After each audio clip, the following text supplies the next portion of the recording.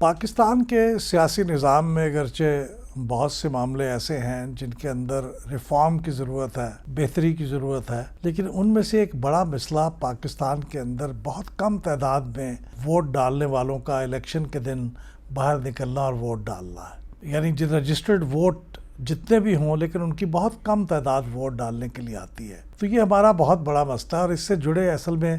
3 پہلو ہیں جن کے بارے میں آج آپ سے بات کرنا چاہتا ہوں۔ ایک پہلو تو یہ ہے کہ ہمارا over all voter turn out بہت کم ہے۔ دنیا کا ایک بڑا ادارہ ہے سویڈن کے اندر، انٹرنیشنل آئیڈیا،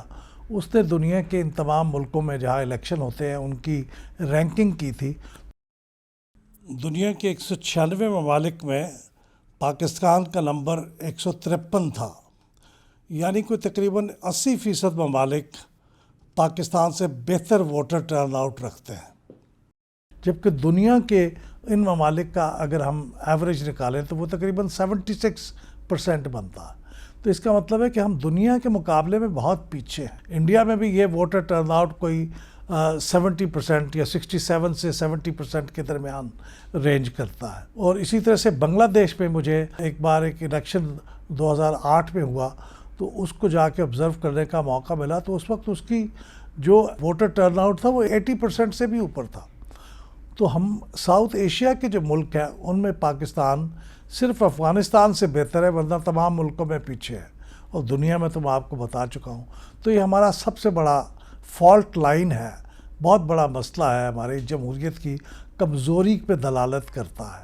یہ اس کی مینیفیسٹیشن ہے کہ ہمارے یہاں جمہوریت کتنی کمزور ہے۔ جس طرح لو بلڈ پریشر آپ کو انڈیکیٹ کرتا ہے کہ آپ کی باڈی بہت کمزور ہے، اس کو بہتری کی ضرورت ہے، اسی طرح لو ووٹر ٹرن آؤٹ جو ہے وہ ظاہر کرتا ہے کہ آپ کی جمہوریت اور آپ کا انتخابی نظام کتنا کمزور ہے اور اسے بہتری کی ضرورت ہے۔ 2 فالٹ لائنز اور ہیں جن کا میں ذکر کرنا چاہتا ہوں۔ ایک ہے کہ ہمارے خواتین کا ووٹر ٹرن آؤٹ بھی بہت کم ہے، یعنی جتنا ہمارا over all voter turn out ہے خواتین کا تو اس سے بھی کم ہے، اور کئی جگہوں پہ تو خواتین اور مردوں کے ووٹر ٹرن آؤٹ کے درمیان تقریباً 10 پرسنٹیج پوائنٹ کا فرق ہوتا ہے۔ مثلا 2018 میں جو مردوں کا ووٹر ٹرن آؤٹ تھا وہ تقریباً 56% تھا یا 56.89% تھا، اور خواتین کا جو ووٹر ٹرن آؤٹ تھا تو وہ تقریباً 46% تھا۔ تو یوں سمجھے کہ تقریباً کوئی 10 سے 11 پرسنٹیج پوائنٹ کا فرق تھا خواتین اور مردوں کے ووٹر ٹرن آؤٹ میں۔ اور ایک تیسری بڑی جو کمزوری ہے اسی ٹرن آؤٹ کے بارے میں، وہ نوجوانوں کا ووٹ ڈالنا ہے۔ نوجوان بھی بہت کم تعداد میں ووٹ ڈالتے ہیں، بلکہ وہ تو خواتین سے بھی کم تعداد میں ووٹ ڈالتے ہیں۔ پچھلے 8 الیکشنز کے جو ایگزٹ پولز کے ذریعے سے ہم نے اعداد و شمار اکٹھے کیے ہیں، گیلپ پاکستان کے تعاون سے جو ایگزٹ پول انہوں نے کیے تھے ان کے تعاون سے یعنی اسٹیٹسٹکس ہمیں ملے ہیں، تو اس سے پتہ یہ چلتا ہے کہ پچھلے 8 الیکشن میں پاکستان کے نوجوانوں کا ووٹر ٹرن آؤٹ تو تقریباً 31% ہے، یعنی ہمارا جو over all voter turn out کی ایوریج ہے 45% ہے اور نوجوانوں کی 31% ہے، یعنی کوئی تقریباً 14 پرسنٹیج پوائنٹس کا فرق ہے۔ اس کے مقابلے ہندوستان میں نوجوانوں کے ووٹ ڈالنے کی جو پرسنٹیج ہے وہ تقریباً ان کے over all voter turn out کے برابر، بلکہ پچھلے 2 الیکشنز میں تو اس سے بھی زیادہ تھی، یعنی 67% اگر over all voter turn out تھا تو نوجوانوں کے ووٹ ڈالنے کی شرح 69% تھی، 2 پرسنٹیج پوائنٹ زیادہ تھی۔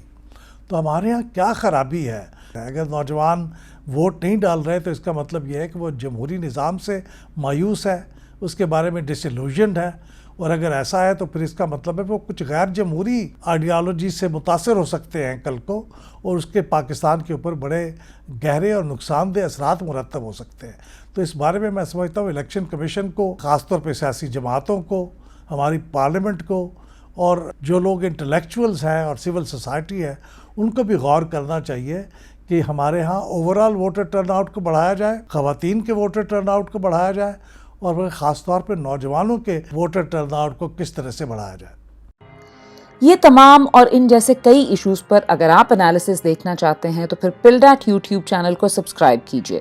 بیل کے بٹن کو دبائیے تاکہ آپ ہماری ہر نئی ویڈیو ریلیز ہوتے ہی دیکھ سکیں۔